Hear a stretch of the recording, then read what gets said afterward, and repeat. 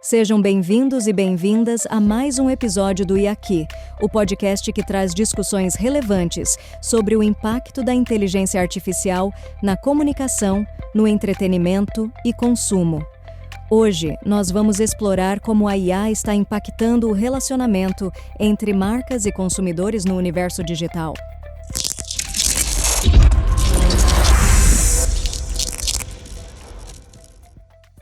Hello, eu sou Andréa Mello, estrategista e especialista em Shopper Insights e apaixonada por inteligência artificial.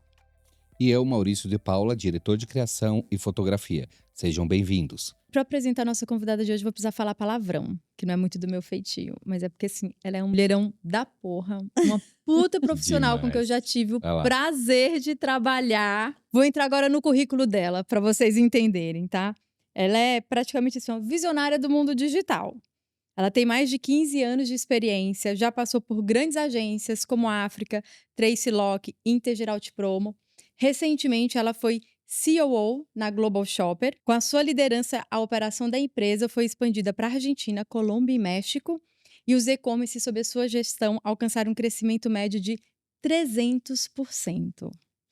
Hoje, ela é gerente executiva sênior de experiência digital na NTT Data para a Europa e América Latina.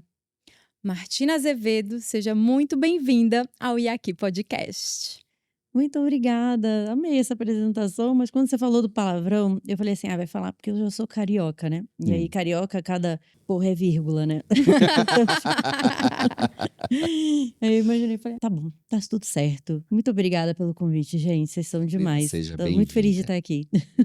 Mas para começar nosso bate-papo, eu quero puxar assim, um textinho que eu pensei do teu LinkedIn, porque na tua apresentação você coloca o seguinte, tá em inglês, mas é que eu fiz uma tradução livre para português, que é, olhando para a minha jornada, percebo uma coisa em comum em cada passo dado até agora, a curiosidade pelo mundo digital.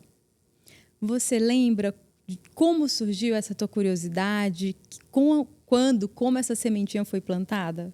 Ela foi plantada, talvez por uma coincidência do momento, mas eu lembro de estar na faculdade. Eu acho que todo mundo que passa pelo período da faculdade sabe o quanto aquilo fica ali no momento by the book, né? A gente está acostumado a ter aquela visão de faculdade e tudo mais. Eu lembro que eu estava desesperada porque eu trabalhava no diretório acadêmico e eu ficava assim, meu Deus, eu preciso estagiar. Se eu não conseguir estagiar, eu não vou conseguir entrar no mercado da publicidade. Comecei a disparar currículo e fui chamada para um lugar que era 100% digital, agência digital.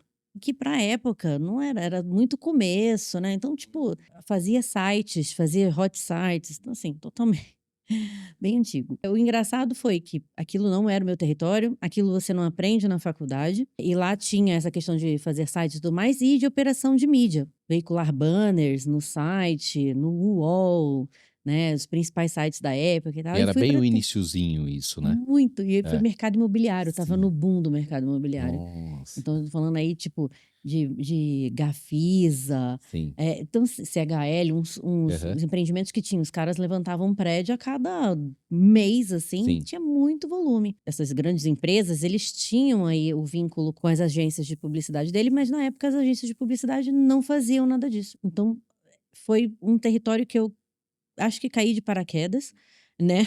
Mas, e foi aí que eu comecei a entender, meu Deus, tipo, que universo é esse? E aí, olhando para KPI de mídia, olhando para analytics do Google, olhando para resultado, olhando para quantos acessos tem um site, era totalmente assim. Eu consigo lembrar exatamente da sensação de pegar a primeira planilha de Excel para calcular ali quanto seria de investimento para o cliente naquela fase. E a gente está falando de investimentos que acho que comparados hoje, inclusive, né, ao mundo offline, ainda continuam bastante discrepantes, porém, em termos de valores, né? Mas quando você bota em peso, hoje as empresas estão muito mais investindo no digital e tudo mais. Eu acho que foi aí a curiosidade, caí por acaso e aí acabei caindo, e acho que dei sorte de cair no mercado que traçou minha trajetória até hoje. Então, eu fico feliz por esse começo também, né? E ter podido passar por isso também. A primeira porta já foi a porta certa, né? Então. Uma outra coisa, você coloca de uma forma assim, acho que tão natural como o digital entrou na tua vida, mesmo sendo algo completamente novo, mas a gente, acompanhando o dia a dia das empresas no mercado, a gente vê o quanto essa pauta da transformação digital, ela é tão importante quanto desafiadora para as empresas, né? Do quanto as empresas têm dificuldade em passar por essa transformação. Tem muito. Quando eu comecei a olhar, inclusive para. Eu sempre olhei para o digital, mas eu tive uma passagem que eu acabei olhando tanto para o offline também, porque Tá. tinha muito a ver com projetos integrados. E isso foi muito bom também, porque é um ganho. E no Uhum. final você demonstra o valor de como se complementam, de como era importante se complementar. Uhum. Mas não vai muito longe. Sei lá, no último lugar que eu passei, foi exatamente isso. Começou-se a falar não de digital como um todo, mas juntar o que é shopper muito bem e como é que eu conecto o shopper com o digital, Uhum. que é simples, né? Mas as pessoas não entendiam, não queriam, ou não queriam entender também, né? Então, eu tô no ponto de loja física, eu tô fazendo isso daqui, já tô fazendo as iniciativas, o que funciona aqui é isso aqui, é promoção, é o stopper, é o wobbler, etc. E aí veio a oportunidade de trazer isso para o digital. E isso virou com uma nomenclatura como e-commerce, mas a gente tratava muito como trade digital. Então, quando a gente pegou desse comecinho, as indústrias eram assim também, da interpretação delas tem uma pessoa aqui para olhar para esse canal aí de e-commerce. Não dava muito, acho que, valor e tudo mais, até porque para se comprovar, é isso, né? Você está falando de em muitas indústrias, o e-commerce estava lá, sei lá, 1%, 2% do que era. A representatividade do Ainda era faturamento é pequena. pequena, então a Muito. empresa termina não dando Perfeito. uma atenção muito grande. E aí, quando vinha, tipo, potencialmente, nem sei se todo mundo queria ver, enxergar o potencial. Então, o índice de maturidade disso era um trabalho que tinha que ser longo prazo mesmo, e foi no longo prazo. Mas o que eu vejo é que é isso, a descoberta ainda hoje, para alguns dos clientes, está sendo feita agora. É porque hoje em dia não tem mais o optar por não estar dentro do digital. Pelo contrário, é onde está a maior fatia do bolo, e aí não tem mais como estar fora, tem a obrigação. Esse ponto que você ressaltou, você via isso, que era muito mais uma resistência desses profissionais, vamos falar assim, seja ele de marketing ou os diretores da companhia, pelo fato de ser o universo meio que desconhecido por eles. Como é que você acha que eles olhavam dessa forma e não davam tanta atenção quando você começou?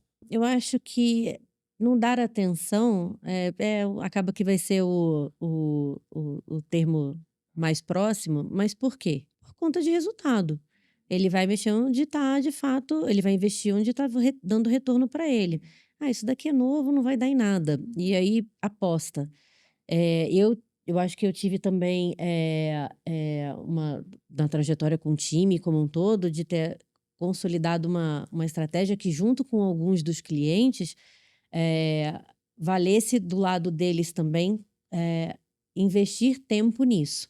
Então, muitos deles enxergaram a possibilidade do que seria aquilo daqui a um tempo. Então, tipo, é verdade, isso daqui ninguém está olhando. Eu posso crescer aqui dentro, sendo o embaixador disso aqui. E a gente acabou se tornando parceiro desses clientes para que eles também se desenvolvessem internamente e pudessem desenvolver, consequentemente, o canal.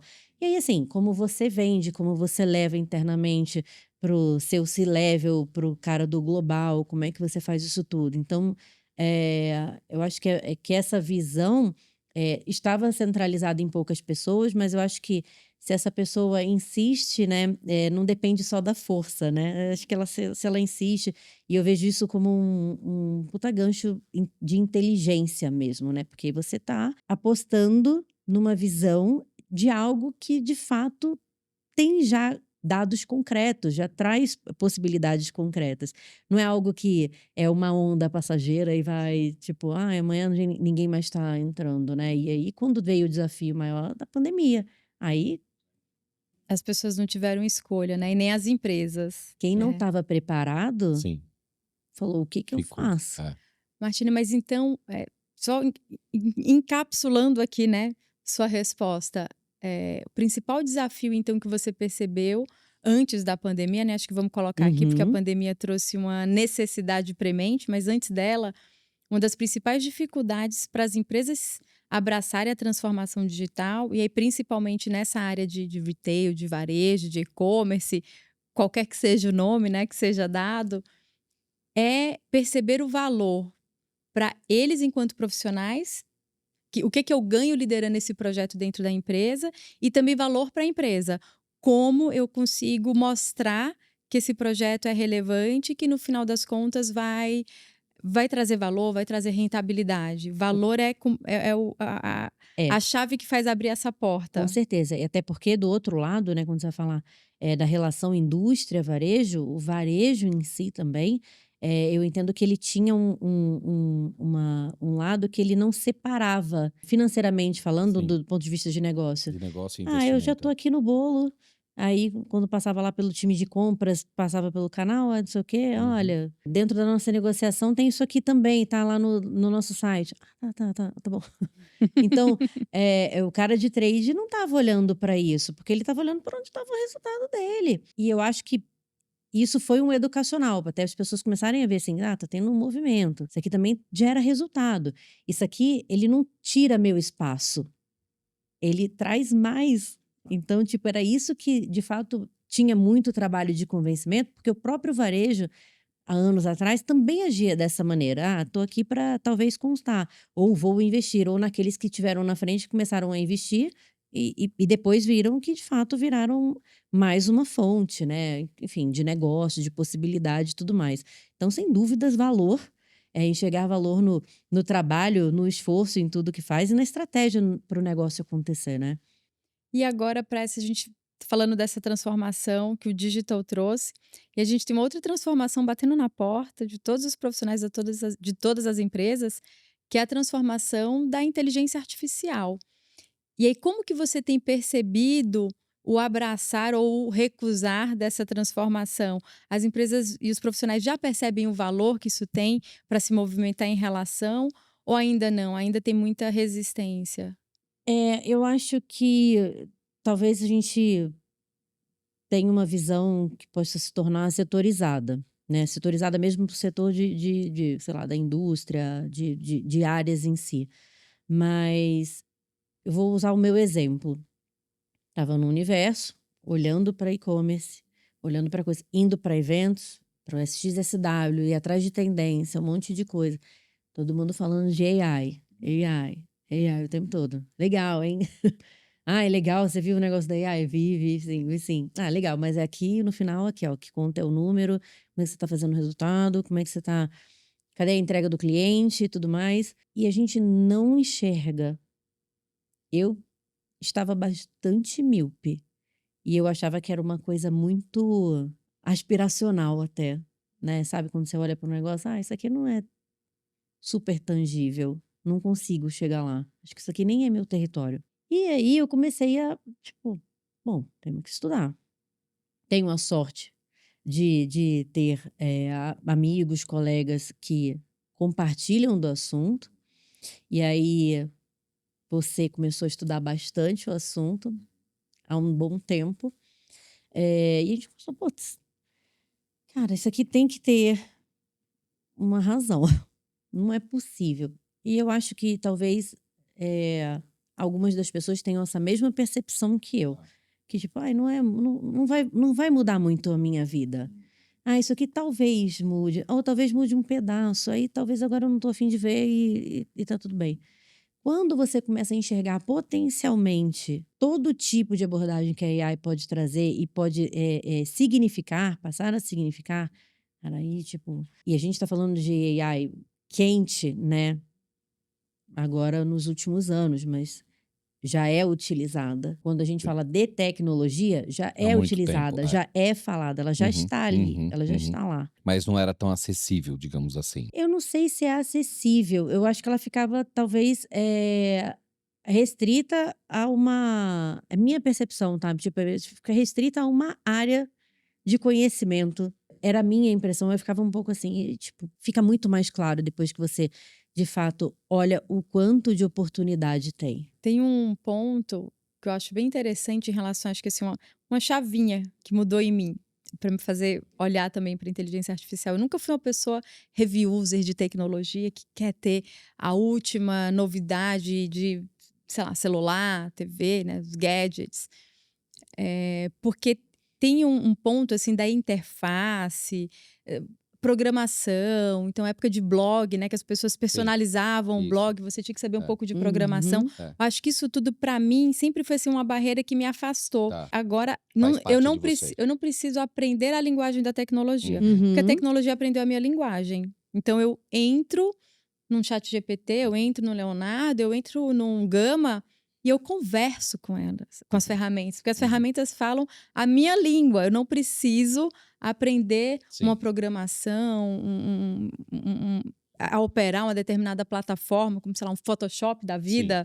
Né? A interface é cada vez mais a nossa interface humana de conversa. E acho que tem a ver com talvez o mau uso que a gente também não tenha sido educado a utilizar dos devices de maneira geral que estão aí. Então, a gente tem o iPhone, que está com a gente há 800 anos, iPhones, Androids, iOS e afins, com tecnologia já aportada para começar isso, para começar o discurso e desenvolver, eu acho que a gente não olha para isso primeiramente, né? Hoje eu não posso já mais falar a mesma coisa, mas é impressionante como essa chavinha, você falou da chavinha virar, mas é impressionante como ela vira e eu acho que foi isso, foi uma chavinha, mas demorou um pouco, de fato. Até pegando esse gancho teu, você acha que assim, essa questão da adaptação vai ser mais difícil por parte dos profissionais ou das empresas? E da onde vem isso? Você acha que é por medo, por ser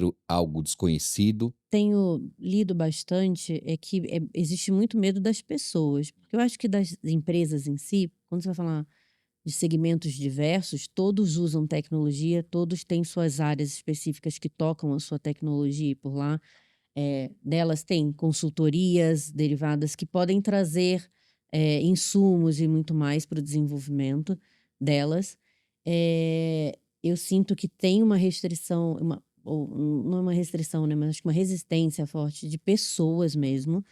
Talvez eu, com o meu próprio exemplo, tenha sido uma resistência lá atrás. Durante um período, né? Mas eu acho que para áreas diversas de atuação, se você não encontrar como ela pode te auxiliar, você de fato vai criar essa resistência e você não vai se possibilitar minimamente atualizar ou melhorar o seu tempo de trabalho, melhorar a sua produtividade, melhorar alguma coisa assim. Então eu vejo um pouco que existe uma resistência das pessoas mesmo, de tipo de uso e com a máxima de acreditar que de fato aquilo vai tirar o emprego dela. E coisa que eu não acredito de forma alguma, porque é isso, são complementares, é a força humana, o que a gente tem, a mentalidade humana, jamais vai poder ser substituída. É por isso que eu acho que, de fato, é um aprimoramento para que a gente possa se conectar melhor, trazer novas coisas, ou novas ideias, ou novas propostas de viver a vida, desde viver a vida até trabalhar. Então, eu acho que é mais resistência mesmo. Eu diria que é uma questão com resistência das pessoas. E eu acho que isso tem a ver com entendimento também. Perfeito. Né? Profundidade. Tem uma frase que às vezes os profissionais de TI falam, né? Que o problema nunca é de hardware, é de peopleware. Né? Então, aqui também, né? O problema de adaptação é um problema de peopleware. A pecinha que está na frente do computador, ou a pecinha que está na frente do celular, talvez, né? É isso. É verdade. Aquele chipzinho. Mas me conta, no teu dia a dia, tua rotina de trabalho, como que você usa a inteligência artificial, em que momentos, quais ferramentas, como que você, né, tem abraçado isso na tua rotina? Eu acho que eu tenho 2 pontos de vista aqui para dar nesse ponto. Assim, o uso pessoal, né? Eu me adaptei a usar, não era algo que recorrente e tudo mais. Eu acho que eu tenho utilizado bastante para correções ortográficas. Como eu passava também muito e-mail em inglês e tudo mais, nem sempre para quem eu estava mandando, às vezes eu ficava um pouco mais preocupada, né? Porque a gente tem ai meu Deus, será que tem tô falando alguma besteira, tem algum sentido? Eu usava bastante o Grammarly, que era voltado mais para inglês, agora acho que tem uma versão até em português e tal. Eu usava bastante ali para ajustar o texto em inglês, o ChatGPT. O ChatGPT acho que todo mundo, de fato, se souber usar. Quando eu aprendi a usar, né, falei, será que é isso mesmo, sabe? Nessa curiosidade mesmo. Sim, Ah, de e aí explorar, comecei a né? estudar assim, porque você tem que... O prompt, como é que você desenha um prompt para ele passar a te responder confiavelmente melhor, Sim. etc, etc. Aí eu fiz um teste com o Gabriel. Gabriel é profissional de educação física. E aí eu falei, vamos testar alguma coisa aqui. E aí, putz, eu sou o cara, fulano de tal, social media. Eu tenho 10 anos de experiência com social media. Pegamos um prompt mais ou menos pronto, desenhamos e adequamos para o universo dele. Qual é a melhor recomendação para posts de não sei o quê? Quero 4 posts, não sei o quê. Não é possível.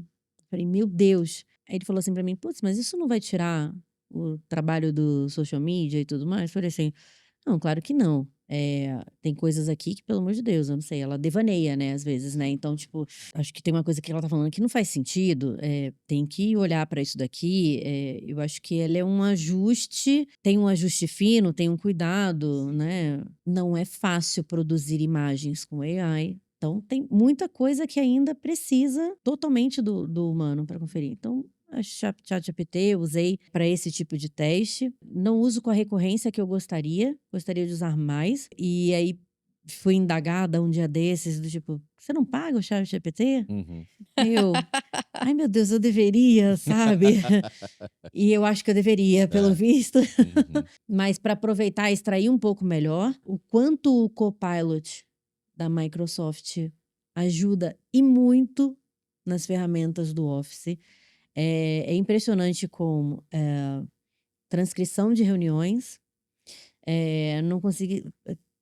me dá um resumo em highlights do que posso fazer, do que foi dito aqui. As próprias apresentações. As ferramentas de reunião. O Copilot, tanto que eu sou assim, a favor das reuniões continuarem sendo feitas todas online para a gente poder extrair ali. Usar as ferramentas. É verdade, é verdade. Quando eu comecei a usar o Copilot, comecei a usar o Copilot no final do ano passado. Me surpreendeu bastante, assim. Então, consolidar assuntos, poder resumir um pouco mais, consolidar os textos que estavam ali, tornar um pouco... Então, assim, respondeu bem, acho que as minhas expectativas ali. E eu acho que eu usei algumas vezes, e aí acho que o pessoal que eu tenho ainda uma pessoa que me ajuda com meus posts do LinkedIn e no Instagram, para vídeo... agora me fugiu o nome, Camp Chimp, alguma coisa Chimp, assim. É uma ferramenta também que ajuda com o lettering dos vídeos. Então, agora eu tô postando até mais reels justamente porque fica melhorzinho, né? Com o lettering, enfim. Entendendo a adequação do usuário. Agora, as pessoas, né, não só ouvem, elas estão lendo também. Se elas não estão conseguindo ver, então tá sabendo o que você tá falando. Então, acho que agrega muito. De maneira geral, agrega bastante. E acho que essas são as que eu mais, assim, me recordo. Mas acho que eu já futuquei bastante coisa. Eu devo ter pelo menos uns 20 aplicativos no meu telefone que eu vou lá e vou testar. E aí eu vou lá testar alguma coisa. Eu testei esses dias mas eu fiquei um bom tempo de foto. Era Moody AI.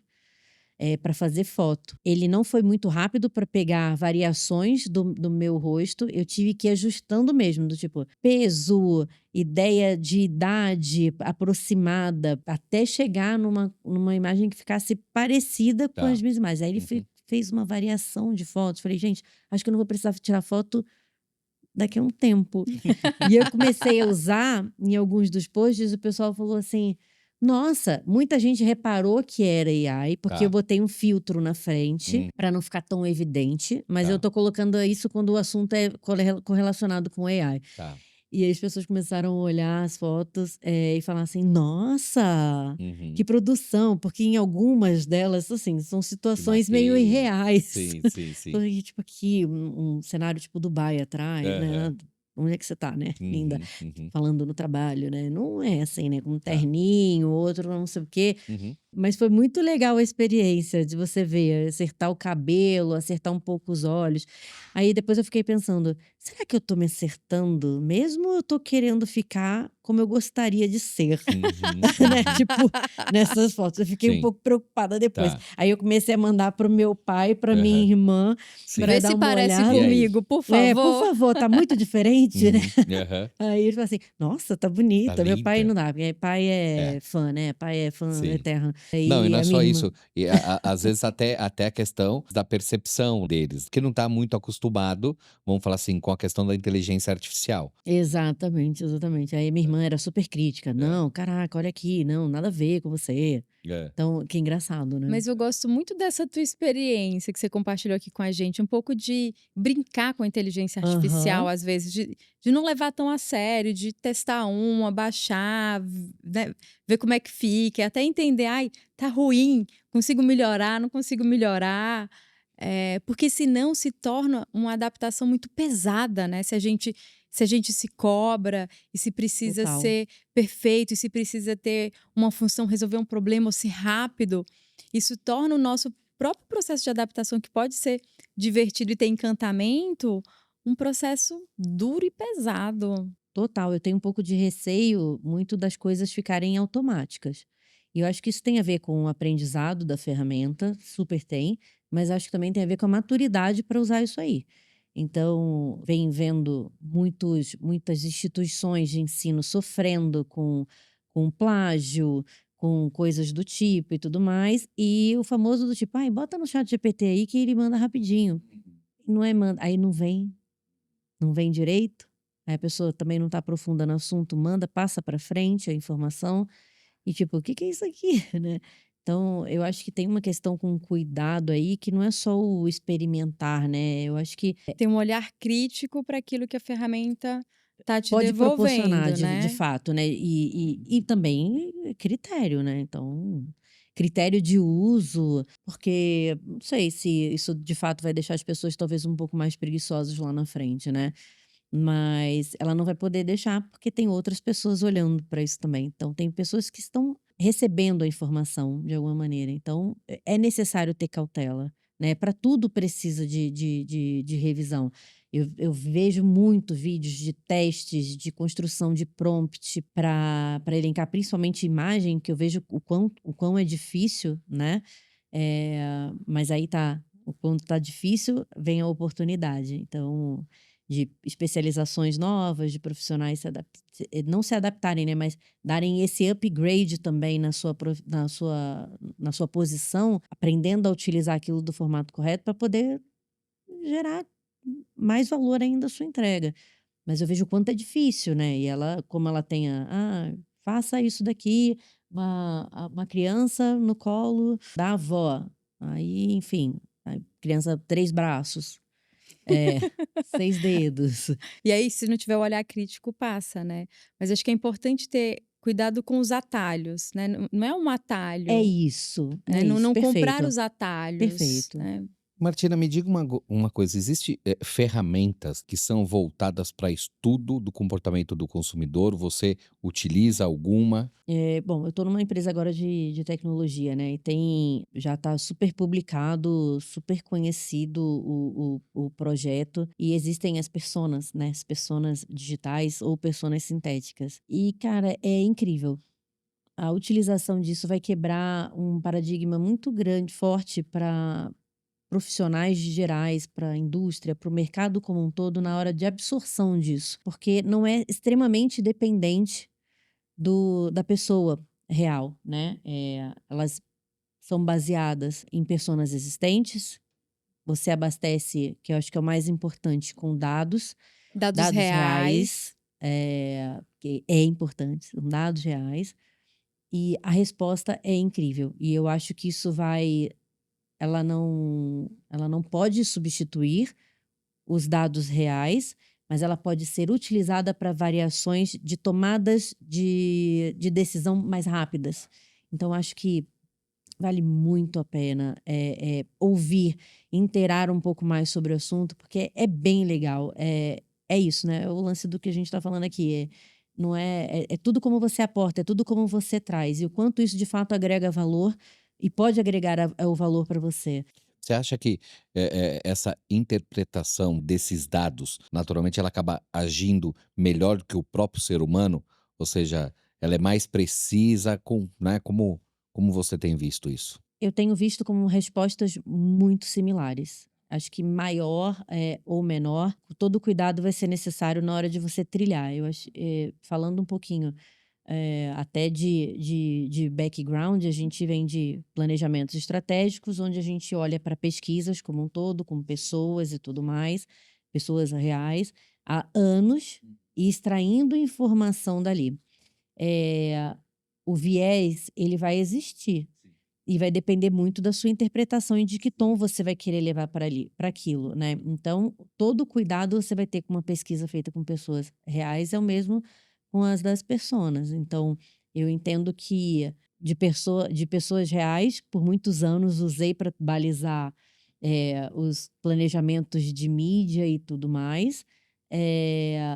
Eles tinham vieses também e questionamentos, só que a profundidade eu não tinha como ter a resposta na hora do tipo, mas e se essa hipótese aqui, por exemplo, eu via lá, eu vejo que meu público, essa mulher gosta de assistir TV à tarde, e ela prefere assistir programação tal nessa faixa porque ela também gosta de acessar site X. Então, tinha essas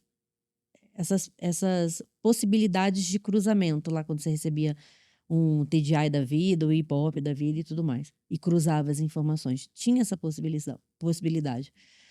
Mas quando você olhava para ela e tentava criar um viés para defender algum tipo de estratégia, será que por conta disso aqui eu posso usar, então, eu posso concluir que ela está no território do universo digital, então?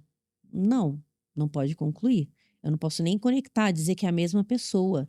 Então, esse viés interpretativo, o que eu acho que Personas pode trazer são respostas mais rápidas e que possam te ajudar na interpretação ou num desenho de uma estratégia. Tem um ponto até que você colocou, Martina, isso de poder conversar com essa persona sintética, né? Poder testar hipóteses, que é algo, quando você trabalha com uma pesquisa com o consumidor real, e acho que isso sempre vai ter o seu espaço. Depois que você roda a pesquisa, rodei uma quali. Eu leio as respostas. E às vezes, depois que eu leio as respostas, eu tenho insights ou eu tenho hipóteses e dúvidas. Exato. Que para conseguir aferir é preciso rodar uma nova pesquisa. Então, eu preciso de mais investimento. Exatamente. Com a persona sintética, não. Você pode fazer uma primeira rodada e depois, se quiser, fazer uma segunda, terceira rodada. Né? Até fazer uma cocriação, que também é um outro processo que as marcas fazem com o consumidor, trazer o consumidor para criar junto. Exatamente. Né? Uma persona sintética pode ser, às vezes, uma forma mais rápido, né? Mais acessível de fazer esse processo de cocriação. E mesmo olhar para esse recurso, né? Enfim, da persona, que existe há muito tempo, né? Mas sempre me incomodou um uso da persona que algumas empresas, alguns profissionais faziam antes da gente ter essa tecnologia, a persona que não é sintética, que era criar uma persona fictícia. E aí, uma persona fictícia, ela não vai te ajudar em nada, porque você está baseando a tua estratégia numa obra de ficção. Sim. Exatamente. E não no consumidor. Sim.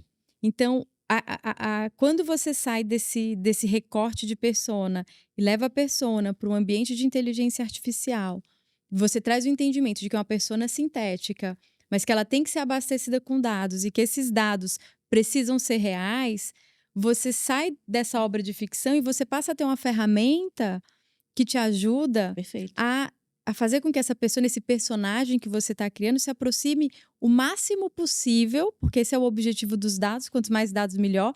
Eu preciso aproximar o máximo possível da realidade, do consumidor, do shopper, da pessoa com quem eu quero que a minha marca se conecte. Exatamente. Agora, quero ir lá para uma outra pontinha, que agora trazendo o consumidor para a jogada. De que forma você percebe que as marcas estão ou não estão usando inteligência artificial para se conectar com esses consumidores ou para construir diferentes jornadas digitais ou conexões com esse consumidor?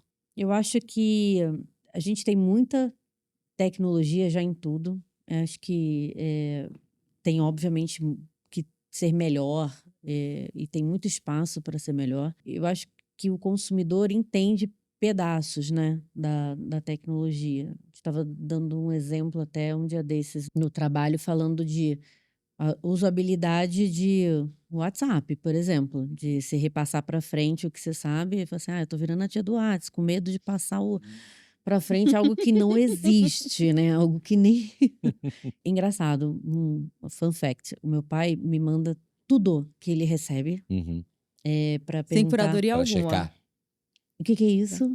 É confiável, não é? Olha lá. Ele manda tudo para mim e ele fala assim: não clica, pai. Ele não cliquei, eu tô passando Eu para só te você. mandei, eu mandei a bomba pra Eu você, tô te pai. mandando, não clica, não clica, não pode, tá, não sei o quê. Então, ele faz isso. Quantas pessoas não clicam direto, não usam incorretamente diversas coisas e por aí. Eu acho que tem um perfil que eu acho que vai precisar.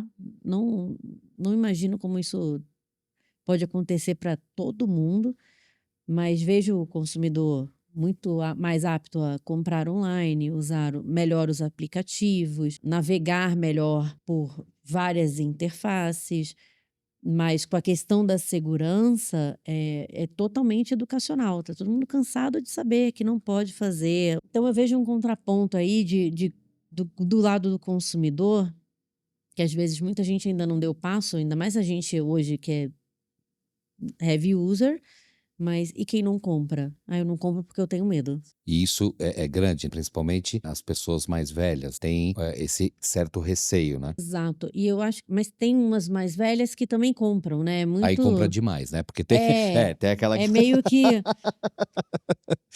É engraçado. Prende. A minha mãe tinha uma época que era assim. Meu, aparecia uma promoção, não sei o que, ela tava clicando pra poder comprar. Adoro.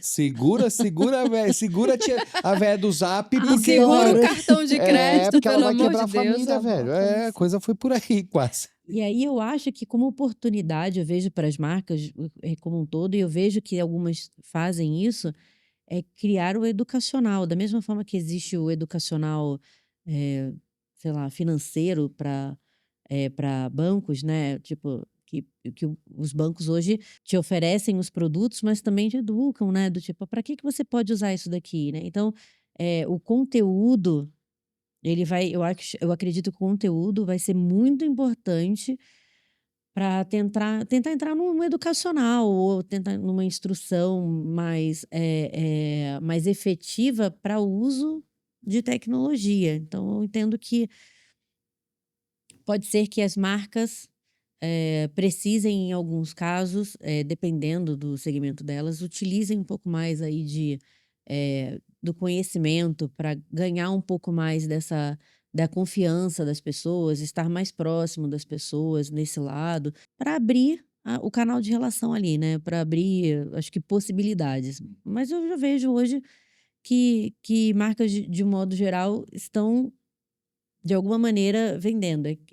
Eu acho que o maior desafio que eu vejo é esse do separar o que talvez não seja real, não seja confiável, do que de fato funciona. Porque, infelizmente, as fraudes existem, os fakes existem.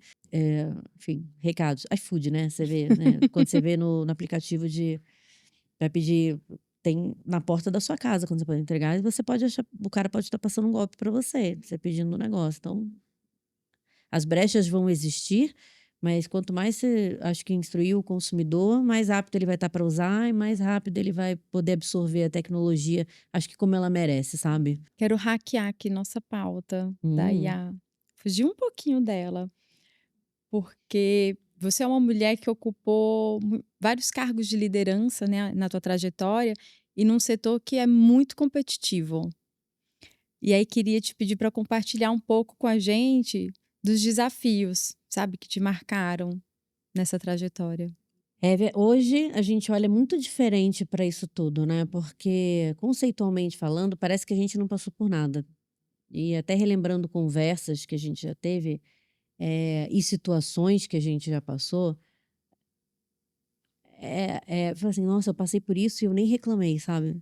Eu passei por isso e eu nem fiz nada. E eu acho que hoje essa vontade que tá de todo mundo fazer algo diferente, construir algo diferente, lugares diferentes, mundos diferentes, é muito bom poder conviver. Eu convivo com mulheres no ramo da tecnologia, que já é algo que é bem, né, significativo. Sim. E que eu penso assim, e que tem vontade, participam ativamente de comitês de discussão, de diversidade. Isso é muito legal. Porque eu venho de uma época que nada era assim. Eu venho de uma época onde era normal eu fazer simplesmente o básico do meu trabalho.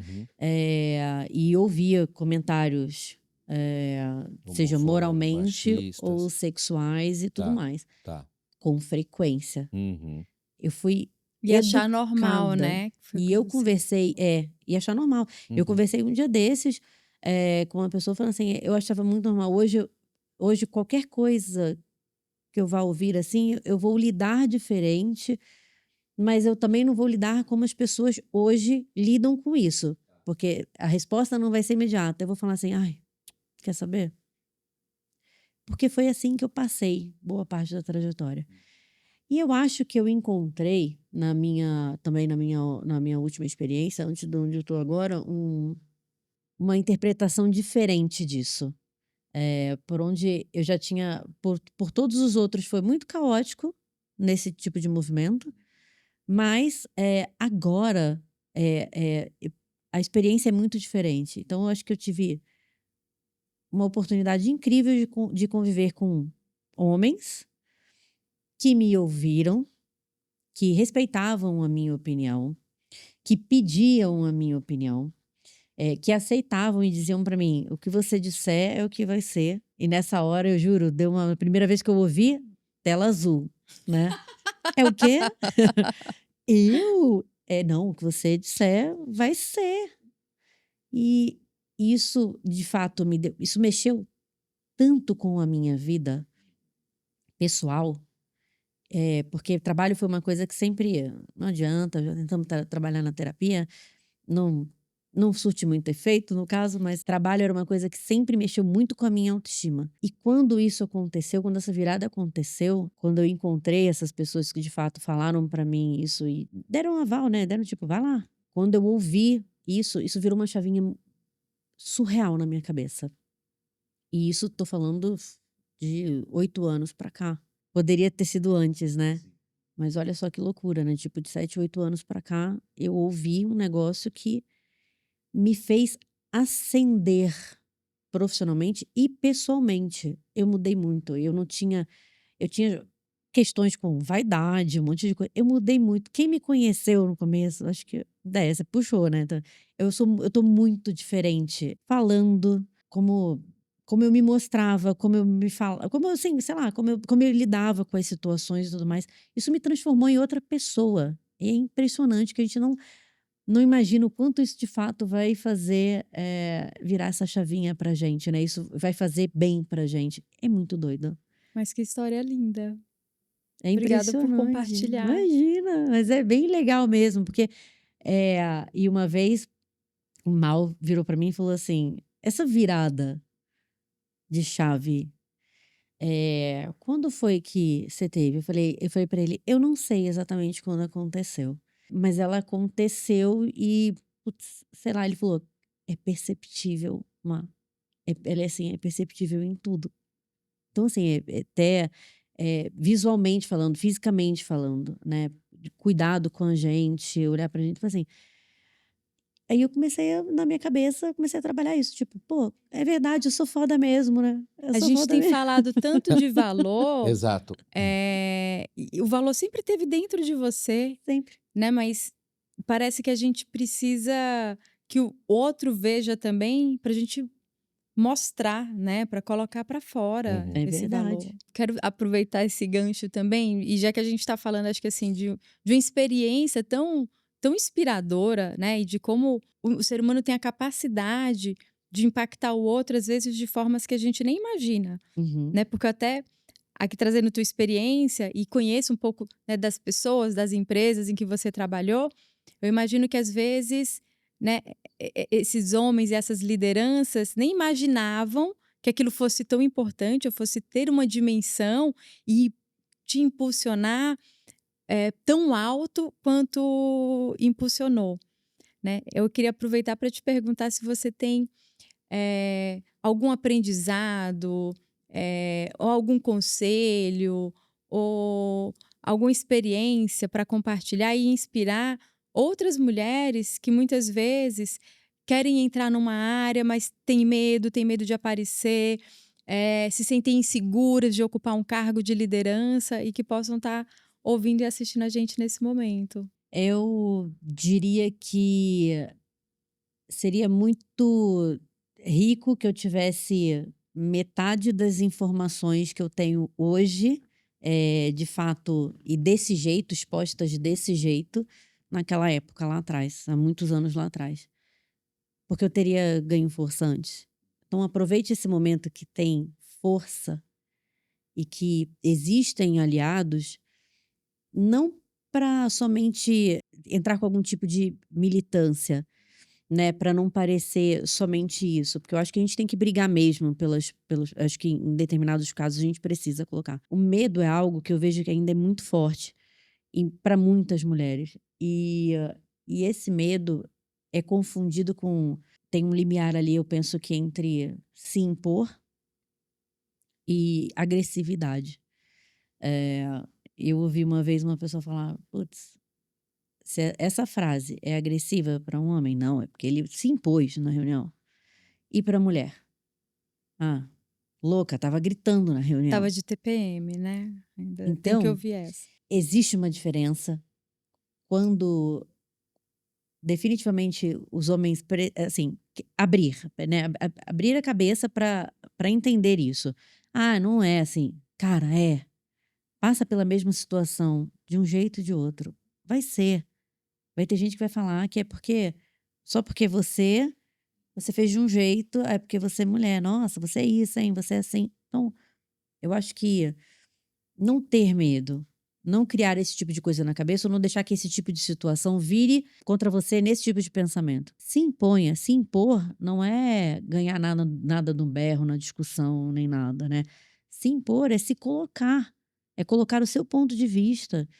Pondere, acho que é onde você precisa estar ali, trazer aquilo, mas não esconda sentimentos. Eu tive a vantagem de poder trabalhar com pessoas em que eu pedia muito para ser franca comigo em relação a sentimento, porque sentimento também está conectado com o trabalho, né? Ali, tô com raiva, tô puto. Fala. Quer fazer o quê? Vamos fumar um cigarro? Vamos fumar um cigarro? Vamos. Ah, eu queria hoje ir no bar. Eu dava essa abertura porque eu queria compartilhar e também dar a minha opinião sobre, assim, tipo, você não acha que talvez, então, você exagerou nesse caso? Que você não podia ter falado? Podia. As pessoas necessitam disso também. Então, no momento que você ficar chateado por alguma situação e você não teve coragem de dizer no momento que você não gostou, olha, não concordo com você e tudo mais, a única coisa que eu peço não teve coragem na hora, tá tudo bem. Mas se você não gostou, fale. Tem que falar. A outra pessoa, às vezes, está no automático também. No comportamento automático de achar que aquilo ali não tem nada demais. E ela precisa saber que tem demais. Então, eu só recomendaria para falar sempre que não está tudo bem, fale quando não está tudo bem. Porque você precisa abrir esse canal com quem é seu par, com quem trabalha com você indiretamente, com seu gestor e tudo mais. Eu tentava fazer dessa forma, com homens, com mulheres, e principalmente porque tinha bastante mulher no meu time também, em posições de liderança.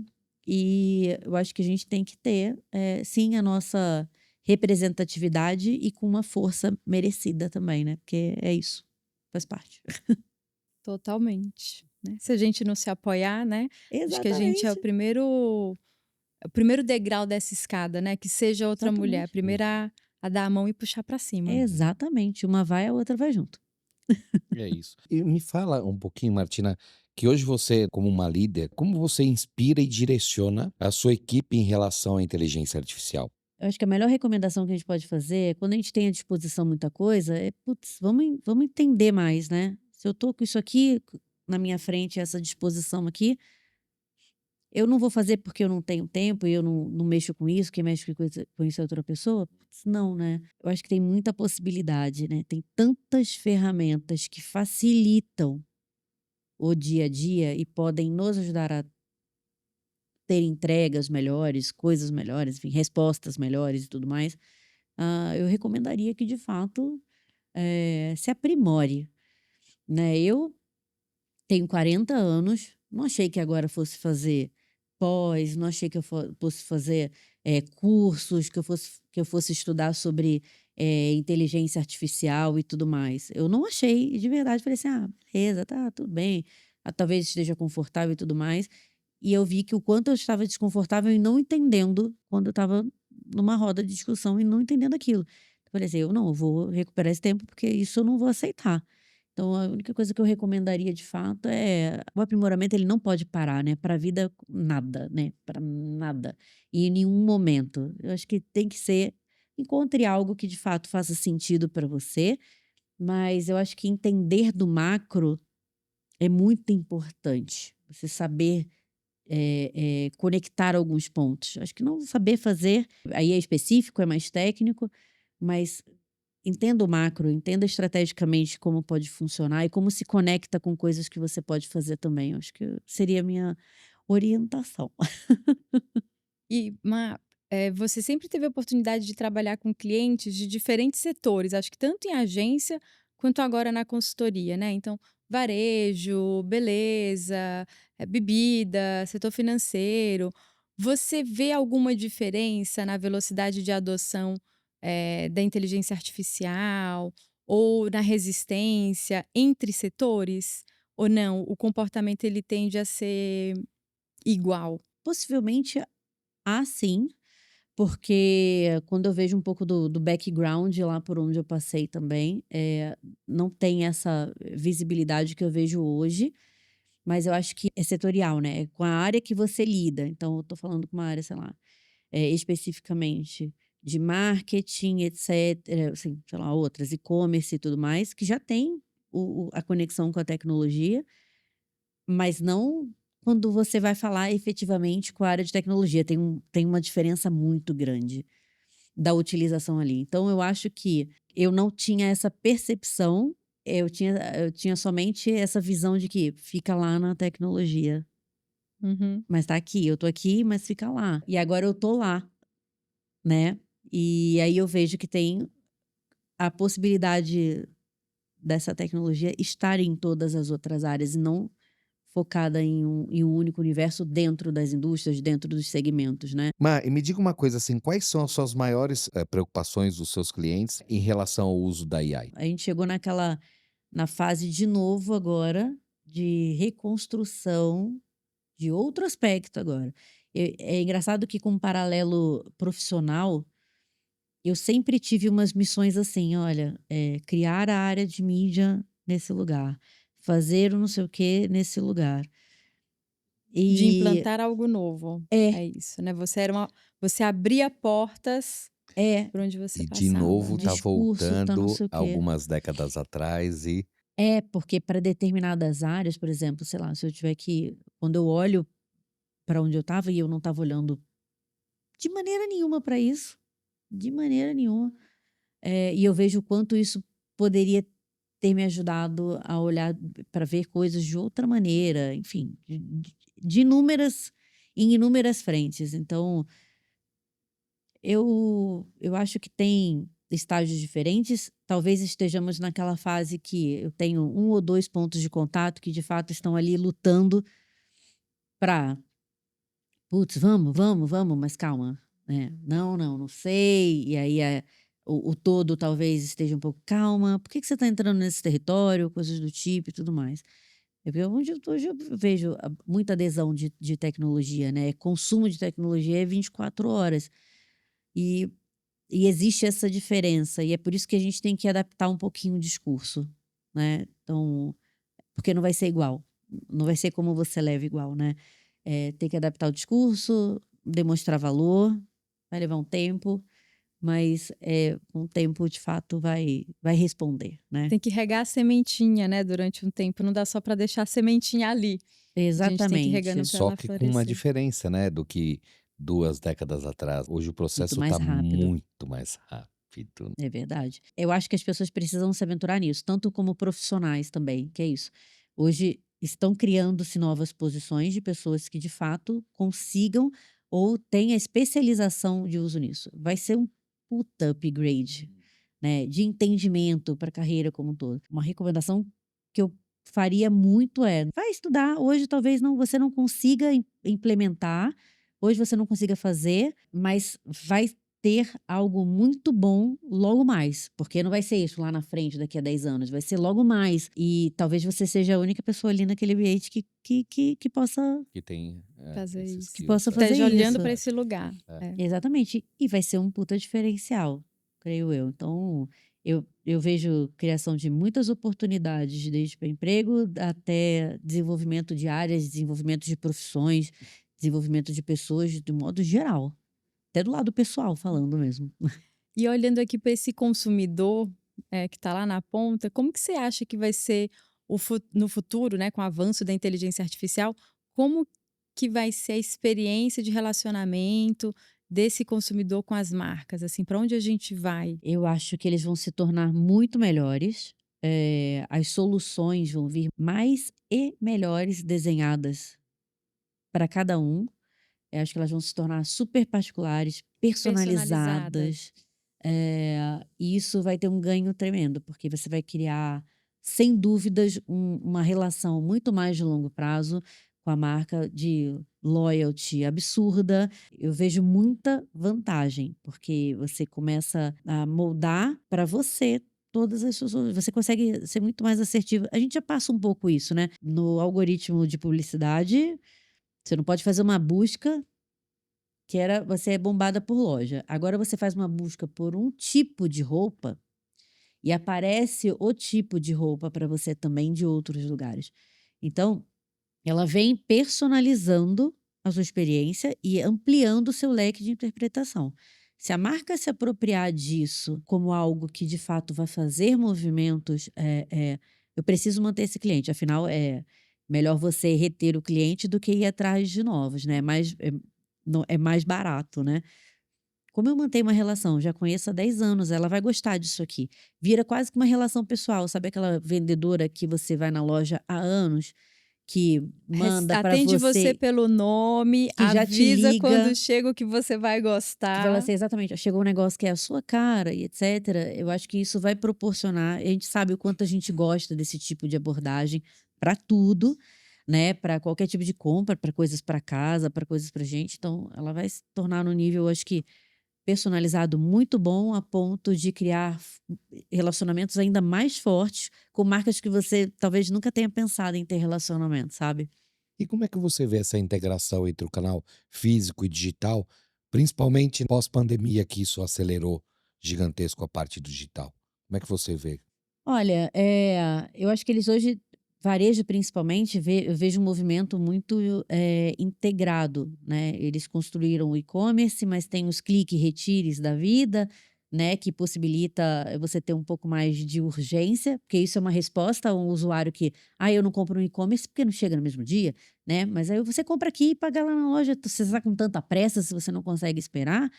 Ou então adaptar a entregas muito mais rápidas, como criação de CDs, como tem em vários pontos, para você justamente ter o que você precisa no mesmo dia, enfim, ter o imediatismo e esse tipo de resposta.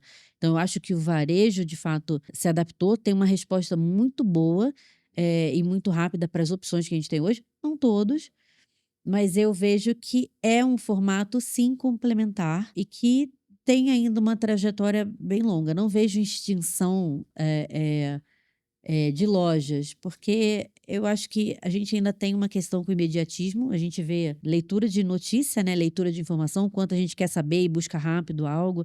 Afinal, acho que assim como eu, ninguém mais sabe o número de ninguém de cor, de telefone. Muito menos o que é isso mesmo? Eu vou procurar o que é e tenho a resposta na palma da mão. Então, o imediatismo, às vezes, implica no nosso senso de consumo. Então, eu vou comprar, eu vou entrar aqui, não entrega hoje? Pô, então eu vou no shopping comprar. Se eu preciso pro dia, ou se eu quero no dia, eu vou acabar indo no mercado do lado, alguma E coisa até do o tipo. entretenimento, né, de descoberta, de repente passear pela loja, experimentar produto, porque também É, tem uma parte, se a compra é uma compra, sei lá, frugal, como de supermercado, você não, a experiência às vezes não faz tanta diferença, né? Mas se é total. uma compra especial, Me diga uma coisa, Martina, você acha? A gente já fala de omnichannel já há um bom tempo. Você acha que o Brasil evoluiu nesses últimos, vamos falar assim, uns 5, 6 anos? Você acha que a gente está mais próximo do que de fato seria esse omnichannel? Sim, super. A pandemia acelerou Uhum. muita coisa. Imagina que eu tive a oportunidade de lugares estarem com áreas de e-commerce bem estruturadas e outros nem Tá. tanto. E nesses casos onde nem tanto, como fazer se 99% das vendas eram 100% loja física, sim, quase 99%, 100% era loja física, e tipo 1% era e-commerce, e aí vem a pandemia e você vende para onde? E você vende para quem? Com tudo fechado. Então acelerou o processo. Então se só tem esse por aqui como 1% vender, se como eu vou tornou fazer? muito importante, né? E aí daí Exatamente. cresceu. E aí eles foram obrigados a fazer um processo de aceleração muito mais rápido, transformação interna, né? Então eu só lembro de fazer reuniões todos os dias e falar, gente, como vai fazer? O que que a gente tem de ideia? Como é que a gente pode construir? Porque era usual você fazer a comunicação usual, normal da promoção, mas e agora? Agora a pessoa pode consumir mais, porque se ela ainda continua recebendo em casa, ela pode receber em casa, como é que a gente faz? Então, como se reinventa? E aí foi a grande oportunidade também, né? Então, as pessoas não pararam de consumir na pandemia. Ele usou como um puta acelerador do negócio e a omnicanalidade ficou evidente. Então, tá vendo? Quem precisava enxergar, né? Nessa hora falou, tá bom, né? Toma esse tapinha aqui. Começou a ver Tá valor, vendo, né, querido? Tá vendo? no Então, viu canal. na Na raça, dor, né? né? Na dor. E foi difícil ver também, porque você imagina, as pessoas quebrarem esse paradigma e pensar em termos de resultado e quanto disso. E assim, mas foi bom porque cresceu o modelo de negócio, cresceu o E negócio mudou um pouco a dentro do visão das cliente pessoas também. também, né? Exato. Então, criaram, como a gente falou no comecinho da conversa, né?